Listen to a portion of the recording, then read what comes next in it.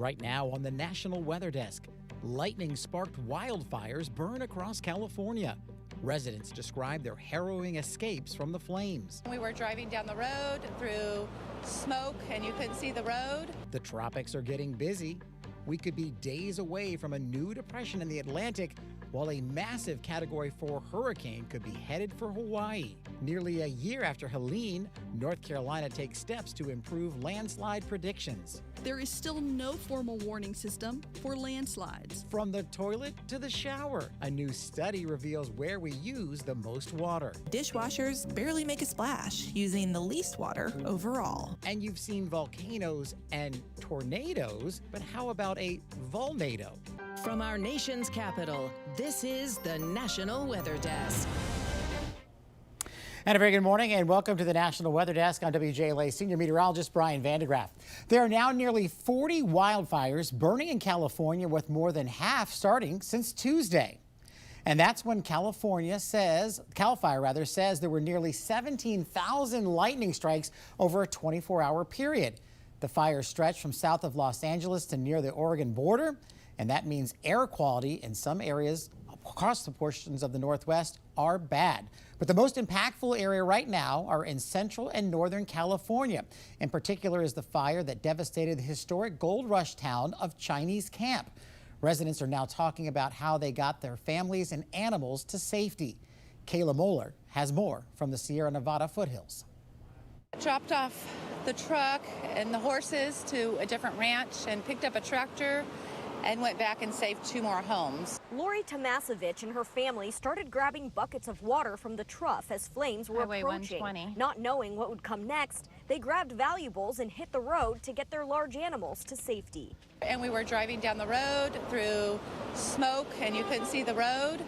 And the flames overcome and ended up in the back seat, at the back bed of the truck, and caught the truck on fire. She says flames grabbed hold of loose hay in the truck bed while they were trying to escape. It's very scary. It was, because we could have lost our horses and all of our vehicles at the same time. We're probably losing our home. Luckily, the horses, truck, and home were all okay.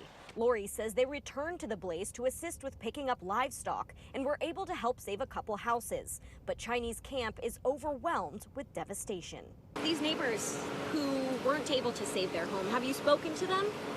By text. They want to know what their house looks like, and it's sad because your house is okay and theirs is not. We ran into Lori, who is picking up water and a generator, hoping to return back to Chinese Camp to tackle what comes next. Just keep us in your prayers. It's not over. It's just not over. And meantime, some fire restrictions will finally be lifted today along the south rim of the Grand Canyon. Typically, these restrictions end in early July, but a lack of rainfall kept them in place until now. The canyon's north rim remains closed following the Dragon Bravo fire earlier this year. A wildfire is also burning in northern New Jersey. The Buck-a-Bear fire has burned more than 160 acres about 30 miles northwest of New York City. It started Tuesday night. So far, the fire has not threatened any structures or led to any evacuations. And now to the tropics. Take a look at this impressive storm. This is Hurricane Kiko. It is a monster Category 4 hurricane spinning in the Pacific Ocean, and it's headed towards Hawaii. You can see most of the spaghetti plots there showing it's headed right towards potentially the Big Island. What the plots keep it near the islands right now. There are watches or warnings not yet posted, but that could change over the next couple of days as it draws near. You can also see that there are no real big concerns just yet for the Baja until later today when this storm system comes on shore. We're watching Hurricane Lorena. Right now, it's heavy rain bringing to Mexico's Baja Peninsula. It could bring increasing the risk for life-threatening flash floods and mudslides. It's then expected to bring heavy rain and potential flooding to portions of Arizona, New Mexico, and Texas through Saturday. So we'll have to watch that as well. And meanwhile, over in the Atlantic, odds are increasing that the disturbance off the African coast will develop into a tropical depression by this weekend. It's now up to an 80% chance. It is far too soon to know just where that system will go once it nears the Lesser Antilles in the Caribbean, but obviously something to watch as the peak of hurricane season is just days away. It's been nearly a year since Hurricane Helene struck the southeast, And in addition to devastating floods, the storm has triggered more than 2,000 landslides. Climate and emergency experts assembled this week to find out ways to improve communication about this natural disaster. Meteorologist Julie Haley has more. All right, everyone, thanks so much. At the Weather and Landslides Workshop, meteorologists, geologists, researchers, and emergency managers are coming together to apply lessons from Hurricane Helene, a storm that unleashed hundreds of slides across western North Carolina. We knew that water-related hazards were going to be the biggest issue during Helene. So when we were looking at some of those rainfall forecasts, we knew that we were going to have a landslide problem. So as the rainfall predictions continued to increase, we started messaging that as well. That forecast came true. McDowell County has seen the danger before, but never at Helene's scale. Back in 2018 during Tropical Storm Alberto, we had over 50 landslides in McDowell County. With Hurricane Helene, as we had hundreds of landslides. Despite the devastation, there is still no formal warning system for landslides. Do we have a warning system in place right now? We don't. Not in a way that would be like I showed you with severe thunderstorm warnings or flash flood warnings, but I think that would be very beneficial if we can work that out at some point. It's always important to have multiple ways to receive warnings, whether it is watching your favorite TV station or your phone with the wireless emergency alerts or the oldie but the goodie, the NOAA weather radio. And experts say collaboration is just as important as the science itself. After every event, we always want to look at what went right and then look at what can we do better next time. This week marks 2 months since more than 130 people died during the July 4th floods in Texas. Flood victims and their families are pushing lawmakers to take steps to prevent a similar disaster from happening again. Landry Lamparski reports from Austin. Next steps look like a lot of red tape. It's been nearly 2 months now since a deadly flood ravaged Janae Lamberton's Sandy Creek neighborhood. She's still looking for answers. At first it was just heartbreaking, and now it's pretty frustrating. As she waits for help to repair her property, lawmakers in Austin are working to make sure it doesn't happen again. A full slate of flood response bills is heading toward final approval. An improved system is definitely needed. A lot of families were not notified about the flood until they were already waist deep in water. The bills focus on improved communication between agencies, better volunteer management systems, and maybe the biggest ones, to regulate camps across the state. Do not let another summer pass under this broken system. Parents like Blake Bonner are still reeling after losing their daughters at Camp Mystic. They shared testimony with lawmakers this special session, begging for change. We urge you, from the depths of our grief, to act now. Pass meaningful camp safety standards this session. Senate Bill 1, the Heavens 27 Camp Safety Act, would refuse to license camps that have cabins in floodplains and require them to have emergency plans and submit them to the state. But 2 months later, these bills still need the final go-ahead from Austin. I don't know that it would have stopped everything. We probably still would have had a horrific flood, but maybe fewer lives would have been lost.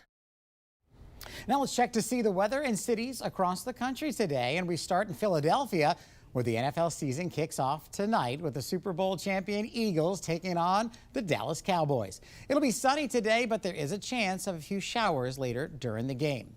Heading cross country to Phoenix, which will finally stay below triple digits today, but just barely. And don't forget, it is still monsoon season there, so they are still expecting strong thunderstorms tonight and even some possible flash flooding. Up next, Orlando, Florida. Central Florida will be cloudy with a chance of thunderstorms. Highs could reach the upper 80s. And finally, a shot of downtown St. Paul, Minnesota from the southern banks of the Mississippi. It's starting to feel like fall in the Twin Cities there. There's a good chance of afternoon showers. Highs will struggle to reach 60 degrees. Well, yesterday we showed you the latest eruption of Hawaii's Kilauea volcano, but we didn't see this. The U.S. Geological Survey noticed a volnado next to the lava fountain. It's a whirlwind kicking up loose ash and splatter deposits within the crater. They are caused by the chaotic and turbulent mixing of hot and cold air and have been noticed several times during eruptions over the past few years. Well, coming up on the National Weather Desk, we'll head to Wisconsin and find out how a thriving bee program is fueling conservation and restoration of local prairie projects.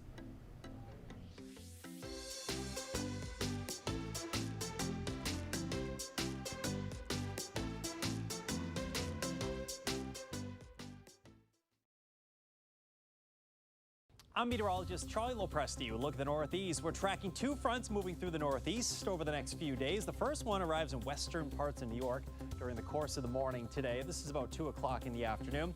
Front number 1 should be weakening as it makes its way into New England going into the morning on Friday, but there will be some showers. Front number 2 looks a little more rugged, and the time frame for that arriving into the Northeast will be late Friday night and more so into the day on Saturday.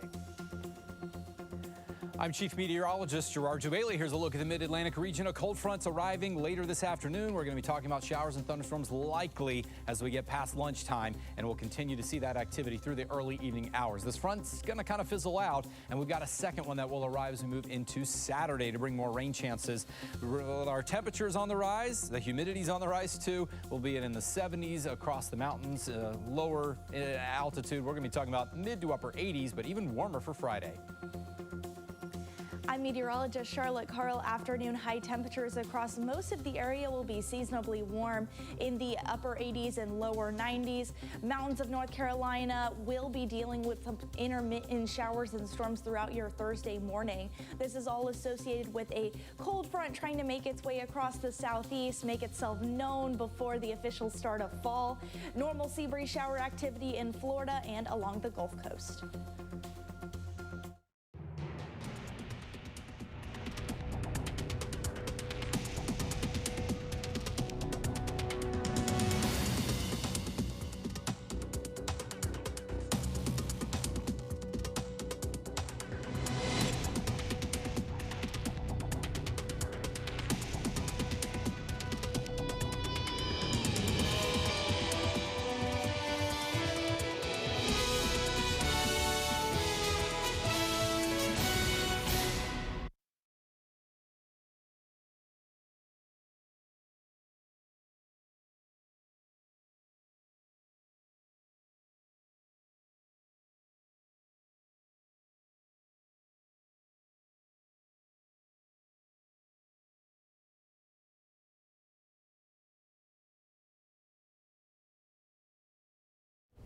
You are watching the National Weather Desk. Well, we are approaching the peak of hurricane season, so now is the time to prepare. Arena Plunkett shows us what you should have as far as emergency gear for a hurricane or any severe weather that's on its way. Things can change in an instant. Executive Director of the Northern Nevada Red Cross chapter, Bridget Pawson, knows minutes matter. Day in and day out, her team of 225 volunteers work to get the word out. Build a to-go bag. Toothbrush, toothpaste, deodorant, anything that you personally would want if you were evacuated from your home for 3 days, put that in the Go Kit. In the event of an emergency or disaster, the American Red Cross suggests packing water, at least a gallon per person, non-perishable foods, a flashlight, and more. Non-perishable snacks, water is a great idea, especially since it's so hot and dry here in northern Nevada. 72 hours worth of medications, as well as those refill documents. It's common sense that isn't so common. According to a 2024 National Household Survey on Disaster Preparedness, 57% of Americans said that they were not prepared for a disaster in the next year, while 71% of Americans reported that they expect support from friends or family in the event of a disaster or an emergency. This is a small step that packs a bunch of rewards. It's going to give you peace of mind, but it'll also give you the ability to help your neighbors and the community out as well. And a company in Wisconsin that produces outdoor power equipment is taking a unique approach to conservation by selling honey. Savannah Wood explains. Bumblebees lead the way in Aaron's Co. conservation efforts. The company's 250-acre property sits between its two plants. It takes years to develop some of the plants to get them growing and blossoming, and the bees are part of that. They pollinate the plants, and enable the seed to grow. Staff planted the first prairie 11 years ago. Calumet County is a very agricultural county, so this is restoring some of that habitat. A lot of this was previously farmland, and we're just converting it back to or maintaining what was here previously. The reason why this prairie is thriving the way it is because of our natural pollinators. They needed bees to pollinate the prairie plants, and then it evolved from there. So now we've been doing bees for 11 years. Currently, Aaron's Co. has 6 hives. That's 60,000 bees. 2 boxes makes a 5-gallon pail, so it's 60 pounds. So 60, 120. The bees produce more honey than their hives can handle. We take some of the honey away because they'd hoard so much that the hive would get full and they would actually hoard themselves out of rooms. So then they'd get disgusted with the whole situation and move, and you'd lose your bees. So you have to take some of the honey away. That's part of it. Aaron's has been selling the honey since 2015. It started out just among employee sales, and then it grew to the point where we were selling it in the Aaron's Museum. The proceeds are put right back into future conservation efforts. What we're ultimately trying to create here is a prairie oak savanna. So that's a unique habitat that used to cover 5 million acres in Wisconsin, and now covers less than 1%. Whereas a forest has a lot of tree cover and a prairie has no tree cover, an oak savanna has a combination of that. With over 400 species spotted on their land, the diverse prairies show the bees are thriving. An unusual head popped up in the waters around Charleston, South Carolina recently. An eco-cruise kayaking tour was in the water to learn about the salt marsh ecosystem of Murrells Inlet. But it ended up with the experience of a lifetime. Fallon Mears spoke with the person that spotted the special marine mammal. It was a couple miles from the actual inlet where the inlet goes into the ocean. So that seal was almost as far back in the marsh as he could get. A harbor seal visiting the Lowcountry for some rest, relaxation, and of course, tasty meals. NOAA Fisheries says harbor seals are common along the United States east and west coast. So this one was the second one that I've ever seen and ever really been that close to because he was not in Faribault, and he pretty much paddled up to within a couple feet of one of our clients' boat that day. According to the Lowcountry Marine Mammal Network, Murrells Inlet is the southern point of their home. Those sightings are unusual for this time of year. And he seems to be okay. A lot of folks have commented that he might be sick or he's lost or how is he going to survive and things like that. But when they did spot it, immediately reported it to Huntington Beach State Park and the park officials because I work very closely with them. And they came out to just try and see if they could see it. While the seal took a snack break. He was pretty relaxed, like I said. He just got done eating a fish, and he just took a peek at us. And a second later, he would lay back and close his eyes like he was taking a small nap. The seal was spotted again yesterday by a fisherman, still enjoying the Lowcountry waters. I'd love to see him again, but we also want to see him get back to where he come from safely. But as to us and my appearance being right there with him, he looks very healthy. The Lowcountry Marine Mammal Network continues to monitor this seal as it finds its way home. Well, with the start of fall just 18 days away, farmers in the northeast Pennsylvania area are preparing for one of their busiest times of year. Hannah Poggi looks at what people in the area can expect from this year's harvest and why local farmers markets are the best place to go for fall produce.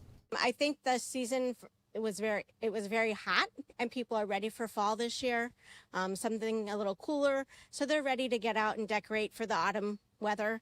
And I know I don't personally feel that it's ready because we're still picking the tomatoes and the peppers and all that, but it's nice if your flowers have sort of went bye-byes already for the season, that you can get mums and that kind of thing and spruce it up a little bit more for the fall. On the hunt for the perfect pumpkins and seasonal treasures, Matthew Oakes tells us how the farm brings hand-picked fall decor to customers. People are starting to get antsy and they're interested in mums and getting ready for their pumpkins, get their pumpkins put out. So we're picking our own pumpkins, and then there's a lot of stuff. There's so much variety when it comes to fall ornamentals like you see here.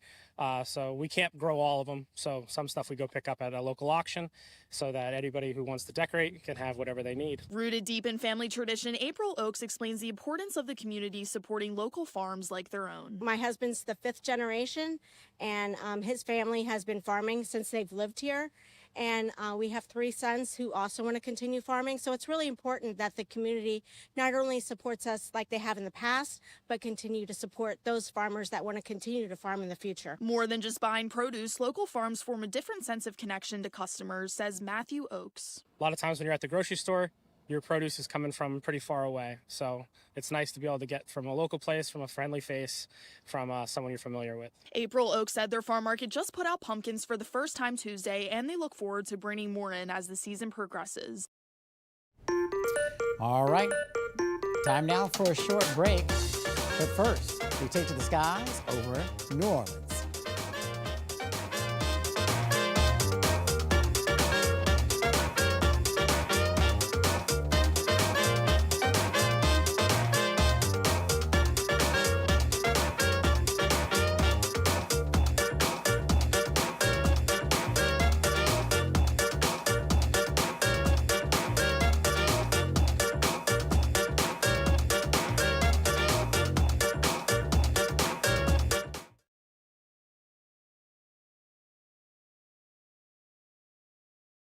Well, parts of the Midwest getting some much-needed rain. Good morning, everyone. I'm meteorologist Andrew Buckmichael. Some rain moving its way into the northern plains, and then also the Ohio Valley getting some much-needed rain for the day today.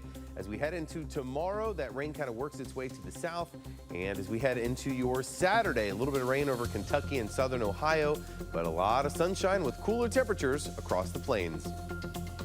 Well, good Thursday morning to you. I'm meteorologist Chris Suchan. Look at our forecast today across the region, starting off with a nice, comfortable, mild morning, but the afternoon blistering hot. San Antonio, Austin, up into Dallas, 100 to 102 degrees, 90 in Little Rock, 90 in New Orleans. Then on Friday, we start to pick up on some increasing cloudiness. This is tropical moisture from Lorraine and the Pacific starting to stream into Texas and Oklahoma in the form of some scattered clouds. Also a front dropping down. Notice the cool down in Oklahoma City, 68. Well, hi there and a good Thursday morning to everybody. I'm meteorologist Shannon O'Donnell. Out west, per usual, September continues to sizzle. We often get a bit of a bonus summer month around here on the West Coast, and you can see the heat is back from Seattle to Las Vegas. Heavy showers and thunderstorms again pushing into the Four Corners from Mexico. Monsoonal moisture could lead to some flooding there today, flash flooding of concern around Tucson and parts of Phoenix. And that's the scene from here.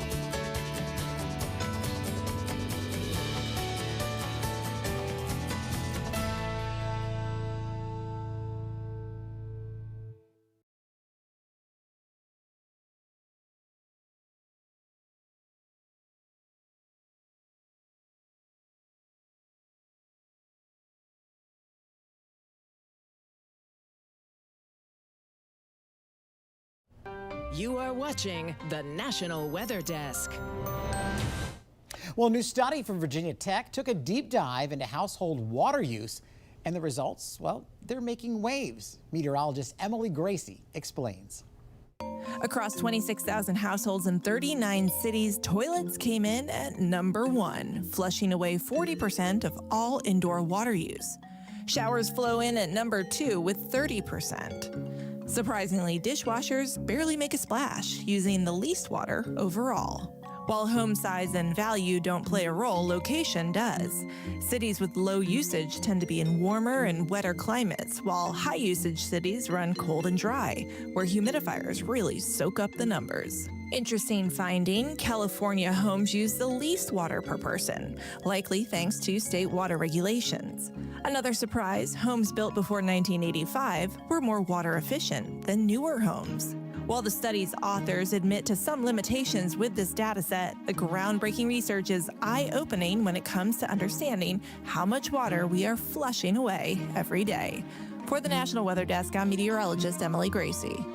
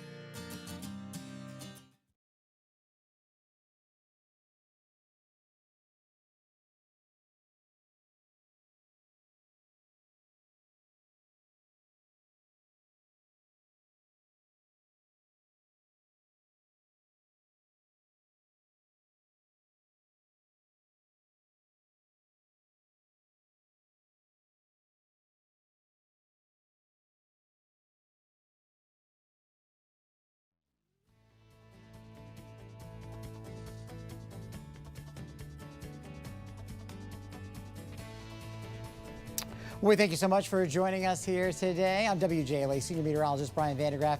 Make it a great day. We hope to see you back here tomorrow on Friday.